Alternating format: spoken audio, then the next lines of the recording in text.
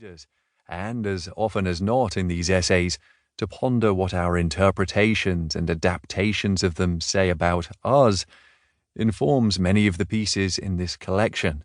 A new translation of Sappho, for instance, provided an occasion to think about why that poet and her intense, eroticized subjectivity means so much to us today, although what she means to us may be quite different from what she meant to the Greeks. Oliver Stone's blockbuster biopic Alexander, for its part, was a useful vehicle for thinking about why a mania for historical accuracy doesn't always make for good cinema. So too with my reconsiderations of Euripides' vengeful Medea, whose modernity may reside elsewhere than many modern interpreters imagine, or Virgil's Aeneid, which may be unexpectedly contemporary in ways that have little to do with its much commented-on celebration of empire.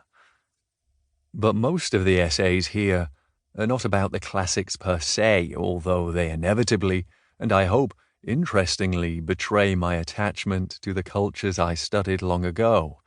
Hence, a review of a pair of recent movies about artificial intelligence, Ex Machina and Her, begins necessarily, as I see it, with a consideration of the robots that appear in Homer's epics and what they imply about how we think about the relationship between automation and humanity.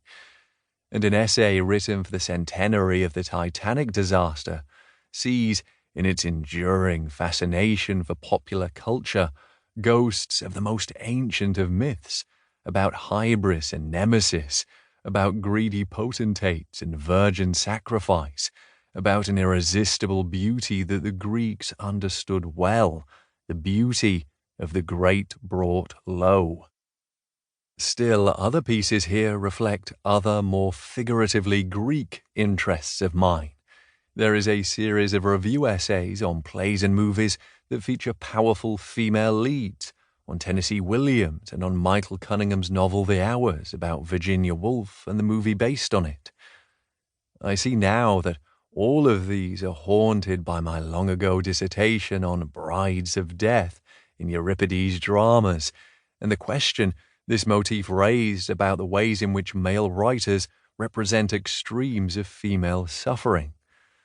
Another series of essays focuses on works by or about gay authors, from Noël Coward, a great favorite of mine, to the most recent film adaptation of Oscar Wilde's greatest play, to Tom Stoppard's The Invention of Love, a drama about A.E. Housman that pointedly contrasts that dry-as-dust classicist poet with Wilde.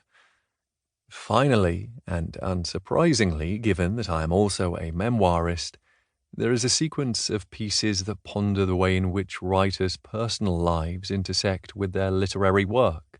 Susan Sontag's diaries, Patrick Leigh Fermor's elaborately self-mythologizing travel narratives, Karl Ove Knausgaard's heavily autobiographical My Struggle novels, Hanya Yanagihara's novel, A Little Life. All of these betray fascinating and sometimes uncomfortable negotiations between literature and the lives we and sometimes our readers lead.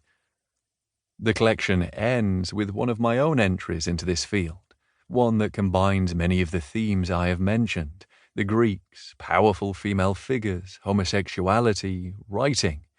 In The American Boy, I recall my youthful epistolary relationship with the historical novelist Mary Renault, who did much to encourage both my love of Greek culture, which, in my adolescent mind, was complicatedly connected to my growing self-awareness of my homosexuality, and my desire to be a writer.